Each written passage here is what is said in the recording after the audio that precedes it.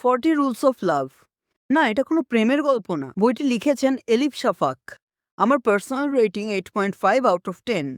বইটি পার্সিয়ান সুফি রুমি আর তার গুরু সামসকে নিয়ে লেখা। এলা নামের একজন নারী একটা লিটারেচার সংস্থার জন্য আজিজ নামে একজন লেখকের সুইট ব্লাসফেমি নামক বইটি পড়ে। এই আজিজ হলো একজন সুফি, আর এলার বাস্তবিক জীবনেও তখন ঝড় উঠেছে।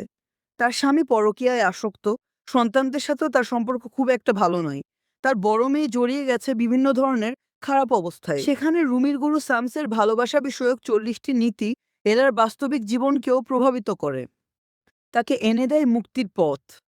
সামসের সুফি নীতির সাথে লালনের নীতি, হিন্দু ধর্মের ভক্তিবাদের বেশ মিল আছে। সুফিরা নে নামক বাদ্যযন্ত্র বাজিয়ে সামা নাচের মাধ্যমে সৃষ্টিকর্তার কাছাকাছি যাওয়ার চেষ্টা করেন। ভক্তিবাদে মীরাবাই কিংবা লালন ভক্তরাও এভাবেই নেচে গিয়ে সৃষ্টিকর্তাকে কাছে পেতে চায়। আমার ধারণা সুফিবাদের কিছু জিনিস ইরানের প্রাচীন ধর্ম থেকেই এসেছে। সামস শিখায় বোহেমিয়ান জীবন, সকল বাহ্যিক বিষয় থেকে বিচ্যুত হয়ে নিজের নাফসের বিরুদ্ধে লড়াই করা।